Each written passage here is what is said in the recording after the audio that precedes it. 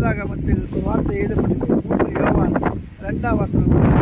பிரியமானவனே, உன் ஆத்துமா வாழ்வது போல நீ எல்லாவற்றிலும் வாழ்ந்து சுகமாய் இருக்கும்படி வேண்டுகிறேன். அந்த வார்த்தை கவனித்து பாருங்கள். வேண்டுகிறேன் என்று சொன்ன நம்ம கிட்ட அவர் தயவாக கேட்கிறார். உன்னோட ஆத்மாவை எந்த அளவுக்கு நீ பசுத்தமாய் காத்துக்கொள்கிறாயோ, நீ வேண்டிக் கொண்ட காரியங்கள் அவன் நிறைவேற்ற வல்லவராய் இருக்கிறார்.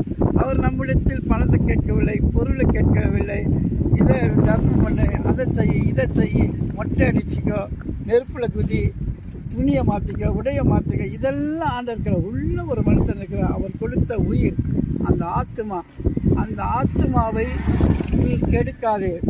சிற்றின்ப ஆசையினாலும், போதையினாலும், பண ஆசையினாலும், வஞ்சகமான எண்ணத்தில் பொச்சரிப்பு, பொறாமை, திருடு, கவுடு, விபச்சாரம், தேசித்தனை, இத்தனை விதமான காரியங்கள் இருக்கும்போது ஒரு குப்பை தொட்டியில் எல்லா குப்பை சேர்வது போல் அந்த ஆத்மா அவ்வளோ குப்பை இருந்தால் அந்த ஆத்மா கெட்டு போய்விடும். அதனால் மனிதனோட வாழ்க்கை அழிந்து போயிடும். மேலும் சொல்லுகிறது, யோவான் 10:10 சொல்லுகிறது, திருடவும் கொல்லவும் அழிக்கவும் வருகிறான், வேறு ஒன்றுத்துக்கு வரமாட்டான். ஒவ்வொரு மனிதனுடைய ஆத்மாவை திருடுபடிய பிசாசு ஆசைகளை காண்பித்து ஒவ்வொரு சிற்றின்ப ஆசைகளை கொடுத்து அடிமைப்படுத்த வைத்திருக்கிறார்.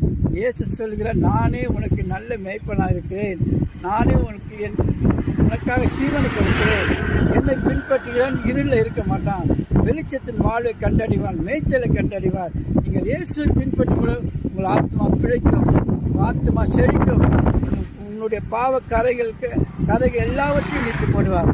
இயேசுவை நம்புக, உன் ஆத்மா செழிப்பாக இருக்கும். ஆத்மா செழிப்பு இருந்தால் தொழில் செழிப்பாக இருக்கும், ஆத்மா செழிப்பாக இருந்தால் குடும்பம் செழிப்பாக இருக்கும்.